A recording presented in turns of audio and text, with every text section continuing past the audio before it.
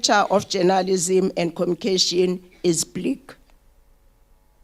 This is the reason why we are honored to have in attendance experts in the fields of media and communication. The fact that it lends its special importance, themselves about the boldness continues to serve as a vital, the social contract that serves as the foundation for our partnership with these stakeholders that you see in front of us. So that this incredible collaboration can continue to thrive in years to come. With these few words, you have a lovely day.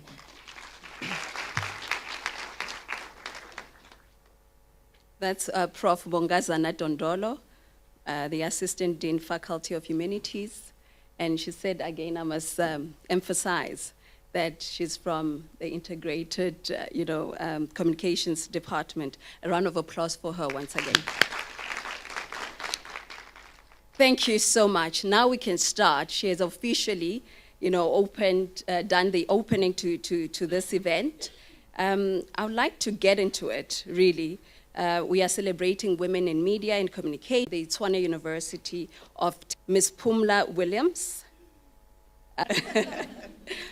Ms. Williams is the Director General of Government Communications, positions in the public service. And apart from her extensive knowledge and experiences in both the national and provincial government communication environment, as a result of her passion for the public service excellence, she has developed systems. Thank you very much. What am I dropping now? Okay. Of the institution, dialogue.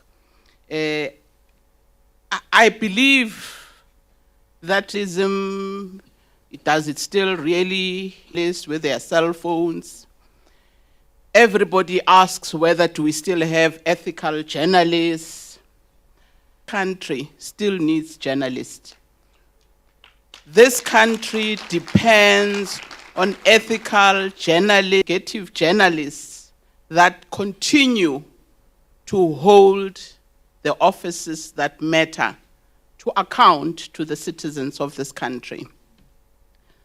I'm supposed to speak on you and talk to you because you may be about what is the point. In the public service, imagine that life by giving her the right information that there is an office Makulu of social development. Let me take you there to be able to get their grant. And it's for this reason that I'm saying you carry the hopes. And I want you to know that social media that you are in, government communicator, yes, you are an individual, you are a citizen, you are entitled to tell us how much we expect you to serve. It doesn't really help to be a government communicator that when you are called to say, these are the disciplines, you can't say, the ordinary audience that you serve is not interested in that. They see challenges that communicators face. The bureaucracy story. You come to the public service, the bureaucracy is still a huge challenge. You can't write as you please, even if you know that the facts are correct. But you still have a Phumla there who must sign off your statement, a Phumla who must sign the challenges that we continue to say to you as a way of encouraging. Not all departments do that. There is a slow appreciation within government that the 4I, especially for communicators, because if you are not fast there, as long as there is a staying put with our PFMA, with our why we want journalists, struggles with its content, and journalists write crisp and timelessly. They try and make it to be understood. Students, our necessary devil in government, if one is to say, because the Constitution protects them to take whatever angle they want to take. They are still them. We give a journalist the question. We don't run away, because this is another biggest challenge. Communicators, when they find uncomfortable questions from a journalist, they switch off the phone. It's not helping the country. Editor who will look for those stereotypes that permeate some of their stories without them realizing. And as long as women in that story in mind, not the perpetrator in mind. And as I conclude, is that. Thank you so much, Ms. Williams. I would like to introduce now, as Ms. Williams said, there's going to be a Q&A. You'll have an opportunity to ask questions. That will be after next woman, who is as a broadcast and print journalist, Mahlase. Yeah.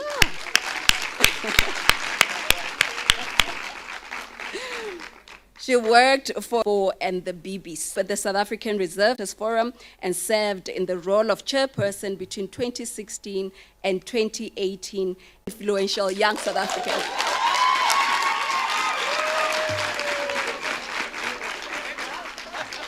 Yay!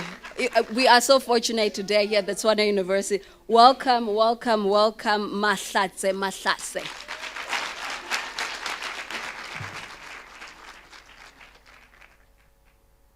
Good morning, everyone. Thank you for making me feel very old. Thank you very much, everyone. I got my BTech here many, many years ago, and I kind of registered for an MTech and never returned, but yeah, we are sitting here today. Thank you for making me sound so great. I joined the SABC, I think at 19 years old. Right, so just to give you some words of encouragement you were given. I know some of you, an opportunity opens for you. YR impacts the sector. My experience is in journalism. I have only 7 months in communications. So all of the communications questions you must direct to her. She's got all the experience. But in the short time, I hope I could be able to share some of the things that I've learned. So, and executive chairman of the World Economics, or Peril. Peril, always good to start. So, if you think about it, I'm going to ask you guys a question. When was the last time any of you really opened a newspaper in the past few years? And that's how really we have to describe what's been happening to the print industry. It's a bloodbath out there. It's for the Audit Bureau of Circulation. And one of the things that they told us is that in 2003, the Daily Sun, which is the biggest publication, daily publication in this country, had a circulation of 236,643, right? Listen to that. Just keep that in mind. The Beeld newspaper, the Afrikaans newspaper, had 101,442, Sowetan, 133,221, and the Star, 168,640. That the Sowetan has a Beeld 20,300. I don't think as a country, either as a media industry or any of the experts out there, and maybe that's where the masters should be, we've fully investigated why this sharp decline in newspaper circulation. I think all of us sitting in this room used to have a mom, a grandfather who bought a paper every single day. You knew that my grandfather in particular, woke up every day and went to buy the newspaper. Not only for the news, but for the sports results, for the horses results, and all of those things. But right now, we're in a situation where people don't buy newspapers. My unlearned reason for why I think that is, before I come to the interruption of technology, is that we live in a country where more than 30% of the people are unemployed, right? So where's the money to actually go buy one? Then there's always the scary study that I collect them at the gate and then I sit and I read. Then the interruptions happened with COVID. People's habits disappeared, right? People don't necessarily stopped, you know? But I really think that we understand. This is where it went wrong. How do I correct it, right? But the impact has not on demand. Or even if it's any other needs, you've got whatever, and you experience in radio, right? And that's a positive thing in the sense that we now, okay, before I get there, right? So we forget that we are reaching an audience. But South Africans access the internet through people moving online every week, and the advertising for newspapers is very different. Newspapers survive via advertising. Challenge with moving online for media houses. And it just speaks to the interruption of technology. There's positives, but there's also negatives. So you remember that peril and positives that I was talking about. Okay, I'm going to be quick so that I don't take all the time. And that's why publishers in this country have taken those publications to court, because they're saying, in terms of competition, it is unfair. So we'll see what the Competition Commission says about that. And then, because of that, newsrooms have also become smaller, right? When I started as an intern, the newsroom was big. It was huge. We still, at the SABC, you had a radio journalist, a television journalist. I was a radio journalist. But now, newsrooms are smaller. Sometimes one person does the story for both television and for radio. So what does that mean? Instead of hiring 3 people, you are hiring 1 to be able to do that work. What does that mean for communicators? But you're competing with Facebook. Oh, Mahlatse's child learned to say mama. That's also on Facebook. And then Sis Phumla is trying to tell you that, we've so much going on. You're competing with somebody's Insta stories, right? You are competing with, somebody's view about, all of a sudden they've become a legal expert and they're telling us how the Senzo Meyiwa case is going and analysis, etc.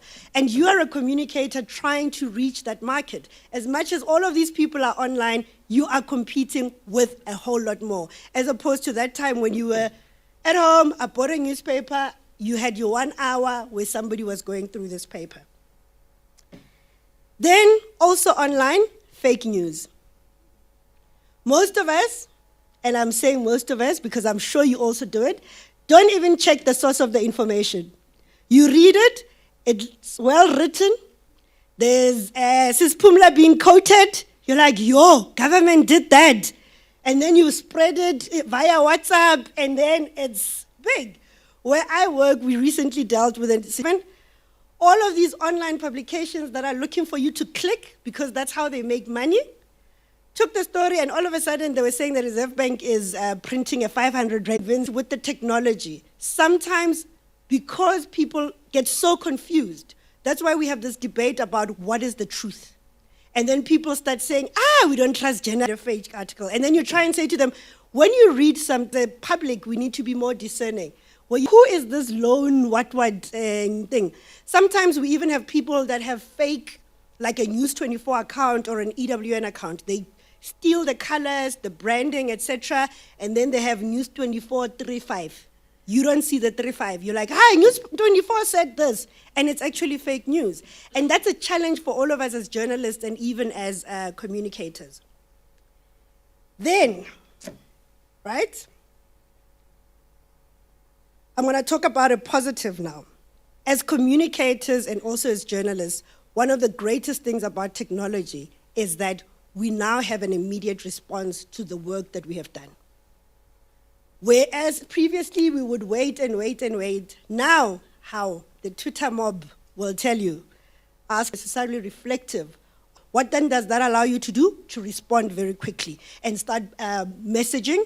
Hopefully it's not always crisis communications. Sometimes it's like, oh, great news, people are appreciating of what we're doing. But that's actually a positive of the Industrial Revolution, right? So you accept that you are entering a very highly competitive industry. But if you are well read, you have to read. You cannot be a journalist that doesn't listen to the news or read newspapers. And that journey doesn't start when you start into a newsroom. It starts right now. I need to be able to switch on, switch off. The minister to film. If you're able to do other skills that backs your other skill, then you've got a better chance of winning, even as a communicator, right? Many of us as communicators, we sit, we've got our phones, we're writing a press release, etc. You need to then engage even with those social platforms. So it's important that you are multi-skilled. And then do not lie. I don't know, there's a thing called spinning. Spin whatever you spin, but do the same thing. The other thing is accountability. So Phumla talked about being a public servant. Even in the private sector, if you end up being a spokesperson in the private sector, you is responsible for, or just being to account. It's not a privilege, it's a responsibility. And that's going to actually be something to take forward. And then, use data, use information. That is going to help you to respond to this forever changing audience that we are trying to reach. But as I conclude, there is no imminent death of news. It will never happen. If there's anything that we learned through COVID, is that in a time of crisis, people what's up? My aunt said this, COVID will go down, all of those things. I somehow suspected that that question would come up. Yeah. Is there another hand? Okay. Good morning, everyone. I am Aisha from the Department of Journalism. So the question that I have is that my first year was when COVID started. So we didn't have the necessary equipments to do things the way they were supposed to be. We didn't adjust as well as the first years of the following year. We had to adapt to things fast. So as a generation that has done most of their learning online and having less contact lessons, do you think there's a disadvantage that we carry on our backs, and is there something that we should brace ourselves for when we get into the working industry? Because I'm in my final year and I'm very worried about the working environment as a whole. And that question is for Mahlase? Yes. Okay, great. Thank you. Noted. Another hand? There you go.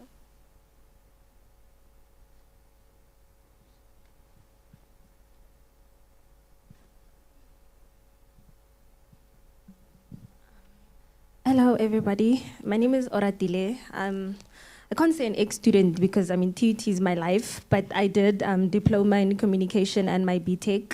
And now in my journey of looking for an internship or even any ounce of experience, it's been very hard. But then now they tell you they don't only want your certificate, they want your transcripts.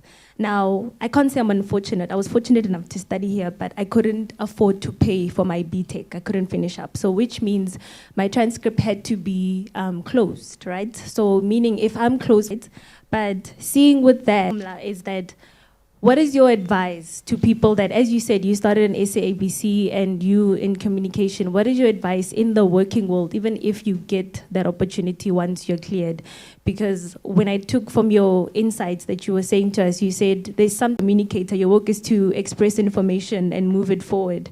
And to you, Ms. Mahlatse, is you said we must be more than one skill. You must handle marketing, or I'm really just... Okay, we'll take one more question and give our panelists a chance to respond. Is there another hand? Let's give another one a chance. Another hand from the audience? Okay, going once, twice. Okay.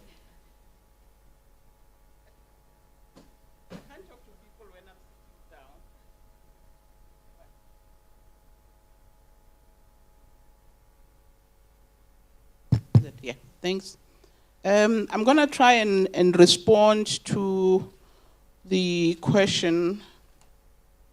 I think the first one was around the digital standing. We have taken on board what if we do not migrate. There is a group of young people, which brings me to my next question. % of our staff now is in the range of 30, 25, 30, 35, 49.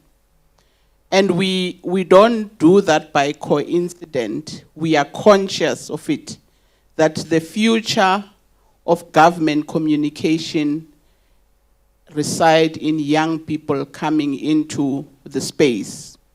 How we do it, we have an internship uptake. We take them for 2 years. And Some of them, they get into our system, but every 2 years, I'm just not sure now where our 2 years is, but we always advertise it.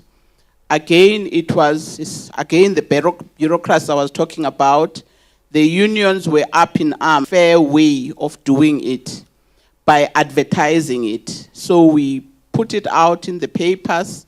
Before, I have to say, we had a relationship with institutions, and we would then get them to bring. But then the unions had a gripe over that to say, what about this technicon? What about that one? So put it out, let all of them apply. So at the moment, we do it that way. December, it's the time when we advertise and we take them in January. I'm just not sure the date now, what it is.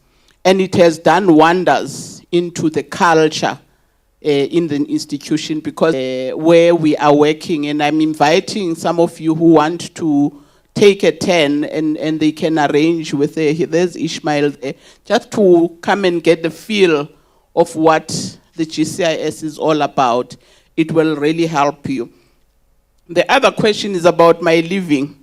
I think it ties into your notes that Mahlatse was talking to you about, that it's absolutely important. I knew it, my phone was almost everywhere with wrong version. I'm going to give you a credible version so that you can write in your statements. The story is, I'm passionate about, I'm sure you can see in the public service, not once have I felt I needed to leave. And I want you to take nothing can actually make you leave your profession when you don't want. You leave your profession because you have a roadmap. All of us have roadmap, and I would be worried if you guys think that you'll work for the Star until you are having Ibanyan 65.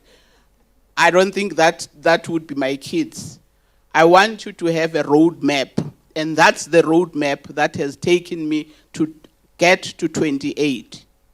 I am retiring at the end of the year, not in December, at the end of the year. And I will still be as passionate as I am come January. You call me and you say, do that. I didn't leave because of Mtambi. I didn't leave because of politician. Bureaucracy in the public service, it's something that bothers all of navigate around. I think you find it also in the private sector. Maybe in journalism, it's not in the media house, not as that Mahlatse was talking about, that it's better to delay but be sure of your facts. So yes, there is bureaucracy, but not being allowed into the buildings, people working at home. That's when you're still at the institution. That you guys have an evidence. We're not just looking for a degree. The second question we ask is, most people have not thought about it. Yes, as much as an internship is for the institution to impart knowledge, you must also show that you remember the late minister's quote. It was such a pivotal moment about, there could be ageism in it, but anyway, it was more about, I am here and I also belong, and I will ask the question. There are journalism schools, there are so many right now. You advertise one journalism job, 4,000 people apply. How are you going to have your CV very different from everybody? Asking for transcripts, I've never asked for them. So maybe do try a lot more other institutions to continue trying, because coming from every questions, yeah. Thank you so much, Mahlase and Ms. Phumla Williams, a member of the South African Internet Governance Forum. She has held and implemented strategic communications initiatives on information disorder. Information. Round of applause. That introduction, wow. Only because I'm also young, like yourselves. So when I was sitting up there, and I've worked with Mahlatse for quite some time,